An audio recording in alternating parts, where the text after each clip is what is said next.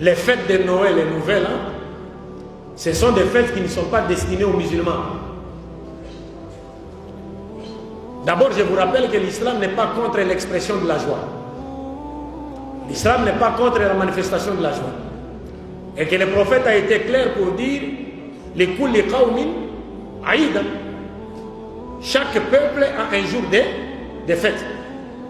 Donc si les jours, ou bien les jours au pluriel des fêtes chrétiennes arrivent, les chrétiens ont le droit de célébrer leurs fêtes. Mais nous les musulmans, nous n'avons pas du tout le droit de célébrer les deux fêtes de fin d'année. Donc Noël et Saint-Sylvestre ou la fête de Nouvelle. Pour la simple et bonne raison que ces deux fêtes sont des fêtes qui véhiculent des notions qui contredisent la doctrine du tawhid ou de l'unicité de Dieu en islam. C'est ce que les gens ne savent pas. Car pour les chrétiens, la fête de Noël, quand les chrétiens célèbrent la Noël, en réalité, ils sont en train d'exprimer leur reconnaissance envers Dieu. Pour quelle raison? Parce que pour les chrétiens, les jours de Noël,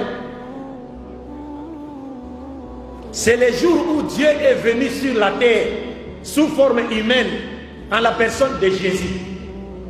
Il est né d'une femme en la personne de Marie. Il est venu mourir sur la croix pour qu'à travers notre croyance à sa mort prétendue expiatoire sur la croix, nous obtenions le pardon de nos péchés et recevions la vie éternelle. C'est cela l'essence de la fête de Noël. Donc un musulman qui célèbre cette fête, il accuse Allah et son prophète d'être des menteurs. Fallait autre dire.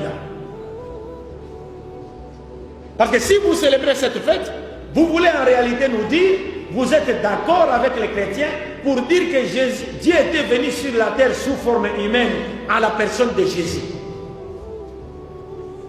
Dieu va venir sur la terre et faire quoi? قل لو كان في الأرض ملائكة يمشون مطمئنين لنزلنا عليهم من السماء ملكا رسولا.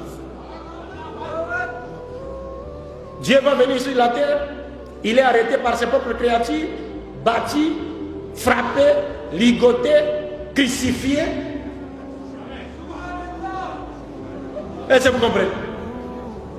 Et à la croix, il crie, mon Dieu, pourquoi m'as-tu abandonné? Et on dit encore, il meurt. C'est-à-dire les êtres humains le tuent. Donc nous sommes coupables de déicide. Donc on a tué Dieu. Non, celui-là n'est pas le Dieu de l'islam, et moins encore le Dieu de Jésus. Parce que le Dieu de l'islam, c'est lequel? Il ne meurt pas. Et il ne peut pas mourir parce que c'est lui qui a créé la mort.